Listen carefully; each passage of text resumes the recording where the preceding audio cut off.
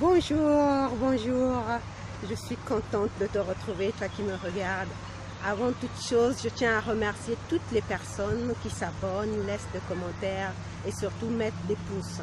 Et puis, je voulais aussi m'excuser de n'avoir pas publié la vidéo du samedi matin parce que d'habitude, je les programme pour que ça puisse être sur le site dès le samedi. Mais là, j'ai eu un petit souci technique et c'est pour cela que pour ceux qui attendent de les voir dès samedi matin, il n'y avait pas de vidéo, donc maintenant je le publie ce soir. Mais je te rassure que tous les samedis matins, il y a une vidéo qui est publiée. Alors aujourd'hui, de quoi je veux parler?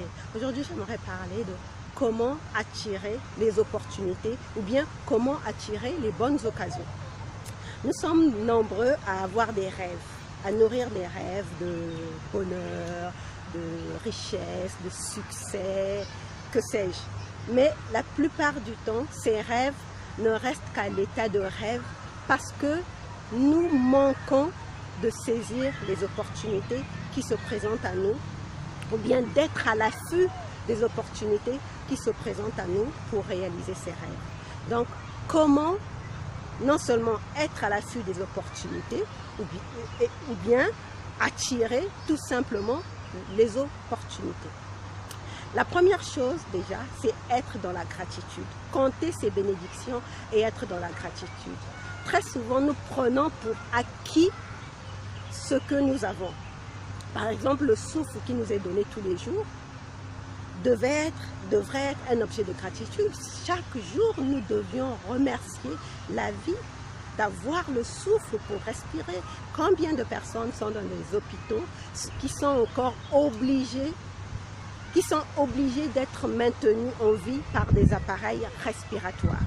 Et toi, tu as le souffle naturellement et tu oublies de remercier. Compte tes bénédictions. Compte tes bénédictions. Tu as les yeux pour voir, c'est une bénédiction. Tu as la bouche pour parler, tu n'es pas muet, c'est une bénédiction. Tu peux sentir, tu peux marcher, tu as tous tes membres.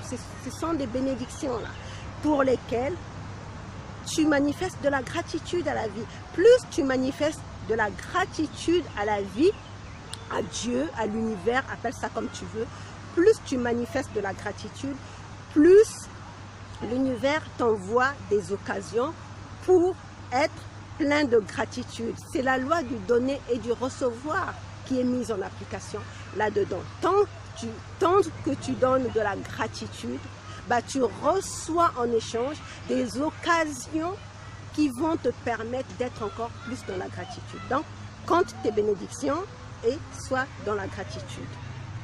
La deuxième chose, c'est de sortir de ta zone de confort. Nombreux d'entre nous, pour ces rêves-là, nous restons cloîtrés chez nous, attendant je ne sais quel miracle pour que ce rêve se réalise. Non, ça ne fonctionne pas comme ça. Si tu veux avoir une opportunité, si tu veux réaliser le rêve que tu nourris, sors de ta zone de confort. Je me souviens, ce matin, j'ai eu une conversation avec mon oncle qui est juriste en droit constitutionnel. Or, il se trouve que une de ses amies lui a proposé de faire des recherches, une intervention sur le droit des sociétés. Lui, ce n'était pas du tout son domaine. Et puis, c'est un truc qu'il n'aimait pas faire. Il détestait ça quand il faisait ses études de droit. Il détestait ça. Mais pour rendre service à cet ami-là, il a accepté de se plonger dans l'étude du droit des sociétés. Et depuis et il s'est mis à enseigner le droit des sociétés. Il se trouve qu'il en est tombé amoureux. Et grâce à cet enseignement du droit des sociétés, donc il est sorti de sa zone de confort. Sa zone de confort, c'était le droit constitutionnel. Et il est allé faire le droit des sociétés qu'il détestait. Mais grâce à cela, il a eu de nombreuses récompenses. Les récompenses dont il s'imaginait jamais, même les rêves qu'il nourrissait pour son travail, se sont réalisés. Donc c'est ça, sortir de saisir les opportunités ou bien attirer les opportunités. Donc la deuxième chose, c'est que tu sors de ta zone de confort. La troisième chose, c'est oser demander de l'aide. Tout simplement en disant ce que tu as envie. Par exemple, récemment, il y a 2 semaines, j'ai assisté à un séminaire qui s'appelle la Journée de l'Audace. Depuis longtemps, je voulais assister à ce séminaire. Mais je savais, non seulement je ne savais pas à quelle date ça avait lieu, mais quand j'ai finalement demandé la date où ça avait lieu, je n'avais pas prévu de budget pour ça. Mais j'ai demandé à une amie si on pouvait y aller ensemble.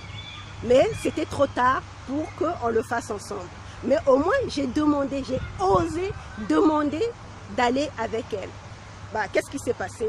La veille de l'événement, elle m'a appelé en me disant « Sylvie, j'ai une place, tu peux venir ». C'est parce que j'avais osé demander. Donc, demandez et vous recevrez. Donc, ça, c'est la 3e chose. La 4e chose, c'est de donner ce que tu as. Donner quand tu as quelque chose. Si tu veux, par exemple, si tu veux du temps, parce qu'il y a souvent, les gens sont derrière le temps, ils cherchent le temps. J'ai pas le temps, j'ai pas le temps. Si tu donnes du temps, si tu as besoin de temps, donne de ton temps aux gens. Tu vas voir que tu vas saisir, tu vas créer un mécanisme où tu auras quelqu'un qui va te donner un coup de main pour pouvoir gagner du temps, récupérer du temps que tu dépenses pour les autres. Je prends un exemple. Un autre exemple qui me concerne. Une fois par semaine, je vais faire de la lecture à une femme âgée. Cette femme, elle a 97 ans, elle n'arrive plus à voir. Donc, je me suis proposé de lui faire de la lecture une fois par semaine. Donc, je lui donne de mon temps. Alors que dans mon agenda, je ne trouve pas du temps pour pouvoir m'organiser dans mon propre projet. Mais je me suis dit, je vais trouver ce temps parce que cette femme, elle m'avait touchée par son désir profond de continuer à faire de la lecture. Donc, je me suis dit, je vais trouver du temps à lui consacrer pour lui faire de la lecture. En donnant à cette femme libéralement, parce que je n'avais aucune intention derrière quand j'allais lui donner, il se trouve que moi, de mon côté, récemment, une amie m'a proposé de venir me donner un coup de main dans mon projet. Tu vois que moi, dans ce sens-là, ça me fait gagner du temps. J'étais en manque de temps, mais j'ai donné de mon temps et en échange, j'ai reçu du temps. J'ai une amie qui m'aide dans mon projet et ça me fait gagner du temps. Donc c'est comme ça qu'on attire des opportunités ou qu'on crée des opportunités. Voilà ce que j'avais à te partager aujourd'hui. Je te remercie d'avoir regardé cette vidéo et si elle t'a plu, pense bien à partager autour de toi. Sinon, laisse un commentaire pour dire toi comment tu fais pour attirer les opportunités ou bien pour créer les opportunités. Ah, j'ai oublié une chose aussi. Pour pouvoir attirer les opportunités ou créer les opportunités, demande-toi, est-ce que tu mérites ce que tu veux, ce que tu désires? Est-ce que tu le mérites vraiment? Je prends un autre exemple. Tu désires avoir un enfant. Tu veux concevoir, tu n'as jamais eu d'enfant, tu veux avoir des enfants. Mais tu n'aimes pas t'occuper des enfants des autres. Chaque fois qu'on te demande un service alors que tu as du temps à consacrer, tu ne veux pas rendre service parce que tu dis que tu n'aimes pas t'occuper des enfants des autres. Est-ce que tu crois vraiment que là, tu mérites d'avoir un enfant? L'univers regarde ça et se dit non, cette personne ne mérite pas d'avoir un enfant. Donc, si tu veux vraiment créer des opportunités de voir ton vœu se réaliser, montre-toi méritante d'avoir ce dont tu rêves. Voilà, on se retrouve une prochaine fois pour un autre épisode de l'Amour en Soi TV. Bye bye.